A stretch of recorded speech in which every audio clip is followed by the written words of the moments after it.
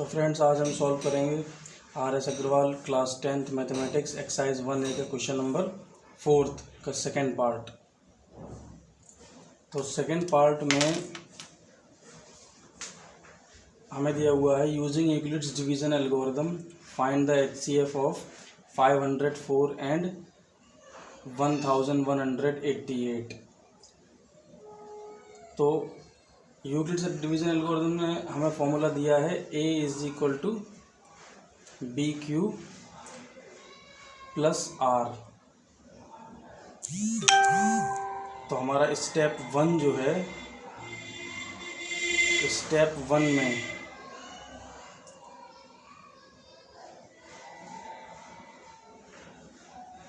A की value होगी हमारी, जो बड़ा नंबर होता है उसे ही हम A लेते हैं हमेशा। शुरुआत में जो दो नंबर दिए होते हैं उनमें जो हमारा बड़ा नंबर होता है उसे हम लेते हैं A। तो हमारी A की वैल्यू हो जाएगी 1188 एंड B की वैल्यू हो जाएगी हमारी 504। अब हम डिवीज़न लगाएंगे। तो डिवीज़न में A हमारा डिविडेंड होता है, तो 1188 हमारा हो गया डिविडेंड, और B हमारा होता है डिवाइज़र, जिससे हम डिवाइड करेंगे 504। तो 504 से हम 1188 को जब डिवाइड करेंगे तो हमें पता चलेगा कि 2 बार डिवाइड हो रहा है, और 2 बार डिवाइड होकर पहुंचेगा 1000। 2 बार मल्टीप्लाई हो रहा है, सॉरी, नंबर तो 2 बार डिवाइड हो रहा है, लेकिन हम जब 504 में मल्टीप्लाई करेंगे 2 का तो हमें मिलेगा 1008।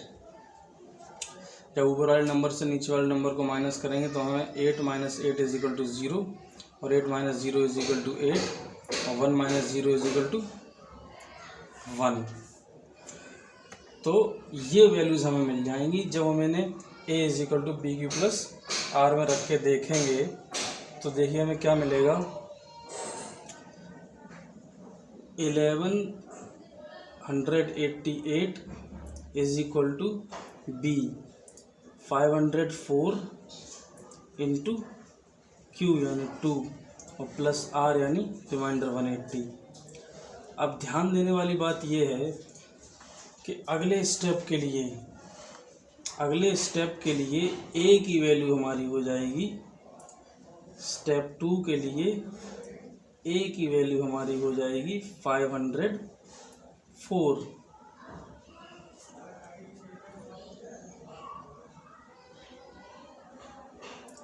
और B की वैल्यू हमारी हो जाएगी जो रिमाइंडर हमारा आया है स्टेप 1 में, यानी 180। फिर डिवीज़न लगाएंगे हम, और डिवीज़न जब हम लगाएंगे तो डिविडेंड यानी कि A हमारा इस बार है 504, और 180 से जब हम डिवाइड करेंगे इसे तो हमें पता चलेगा कि 2 टाइम्स ये डिवाइड हो रहा है, 2 से ऊपर नहीं होगा। 3 बार अगर हम करेंगे तो वैल्यू 504 से ऊपर पहुंच जाएगी। 504 को 360 से माइनस करेंगे, 4 में से 0 गया, 4 बचा, और यहाँ पर हो गया 10 हमारा, 10 में से 6 गया, 4 बचा, और उसके बाद यहाँ बचा 4, 4 में से 3 गया, 1 बचा। तो स्टेप 3 के लिए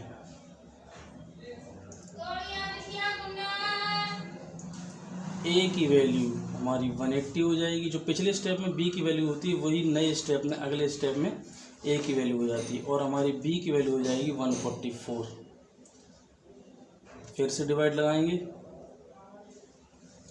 180 / 144, तो हमें मिलेगा क्या कि यहाँ पता चलेगा एक बार कम्प्लीटली तो नहीं, एक बार डिवाइड हो सकता है। तो 144, यहाँ 10 हो गया, 10 में से 4 गए, 6 बचे, यहाँ पर हमारे 7 बचे, 7 में से 4 गए, 3 बचे।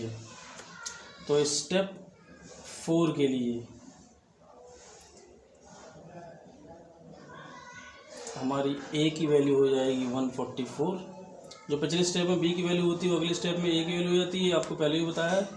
तो कुल मिला के जो पिछले स्टेप में हमारी B की वैल्यू थी यानी 144, वो हमारी इस स्टेप में A की वैल्यू हो गई, और B की वैल्यू हमारी इस बार क्या बनी, जो रिमाइंडर आता है लास्ट स्टेप में वही हमारी B की वैल्यू बन जाती है। ठीक है, तो A की वैल्यू हमारी हो गई 144 स्टेप 4 में, और B की वैल्यू हो गई 36। अब डिवाइड लगा के देखेंगे, और जब हम डिवाइड लगाएंगे तो हमें पता चलेगा कि डिविडेंड हमें लेना है 144 और डिवाइज़र लेना है 36, यानी 36 को डिवाइड कर देना है हमें 144 को डिवाइड कर देना है 36 से। और जब हम 144 को 36 से डिवाइड करेंगे तो हमें पता चलेगा कि 4 बार कम्प्लीटली डिवाइड हो रहा है। अगर आप चाहें तो 36 में रफली 4 का मल्टीप्लाई करके भी देख सकते हैं। तो 4 का जब मल्टीप्लाई करेंगे तो 4 छिंग 24 की 4 और 2 कैरी हो जाएगी और 4 त्यों 12 और 2 14। ठीक है, 36 जो है हमारा 144 को 4 बार कम्प्लीटली डिवाइड करेगा और यहाँ पर रिमाइंडर हमारा बचेगा 0 और यहीं पर हमारा HCF मिलता है। मोस्ट इम्पॉर्टेंट पॉइंट जो हमें यहाँ समझना है वो ये है कि यहाँ पर जो हमारी वैल्यू है B की, यानी जो हमारा डिवाइज़र है, अगर हम इसे यूक्लिड्स एल्गोरिथम थ्योरम के दिए गए फॉर्मूले में रखें A=BQ+R में, तो जहाँ पर हमारी R की वैल्यू 0 हो जाती है, यहाँ पर R की वैल्यू 0 हो रही है, तो A हमारा क्या है 144, यहाँ पर B की वैल्यू है 36 और R की वैल्यू है हमारी Q की वैल्यू है 4 और R की वैल्यू 0 है। तो जहाँ पर R की वैल्यू 0 हो जाती है उस स्टेप में जो B की वैल्यू होती है हमारी, B की वैल्यू B=36 है यहाँ, वही हमारा HCF हो जाता है। तो HCF हो गया हमारा 36। तो हमारा क्वेश्चन जो पूछा गया था कि using Euclid's division algorithm find the HCF of 504 and 1188, तो हो जाएगा HCF ऑफ